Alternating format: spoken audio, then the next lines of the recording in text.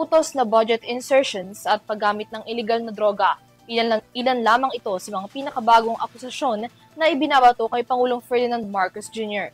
Sa kabila ng pambabatikos at pagkwestiyon sa kredibilidad ng gobyerno, nagpahayag ng pagsuporta ang League of the Cities of the Philippines kay Pangulong Bongbong Marcos. Pinuri rin nila mga kagustuhan ng Pangulo sa transparency at accountability kung saan patuloy na isinusulong ng administrasyon. Narito ang balita ni Graciela Corazon.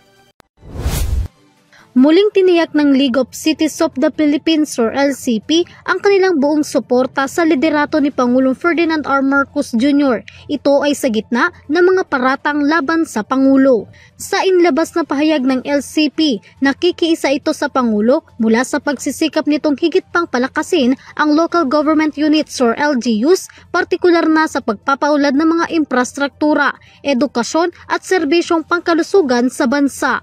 Binigyan din nito ang kahalagahan ng pagpapanatili ng transparency at accountability sa pamahalaan upang matiyak ang tiwala ng publiko.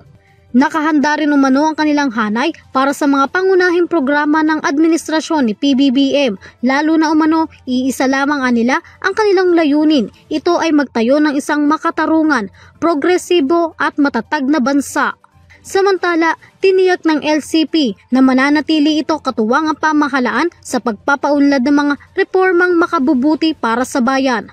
Para sa EuroTV News, Graciela Corazon, sumasaludo sa bawat Pilipino.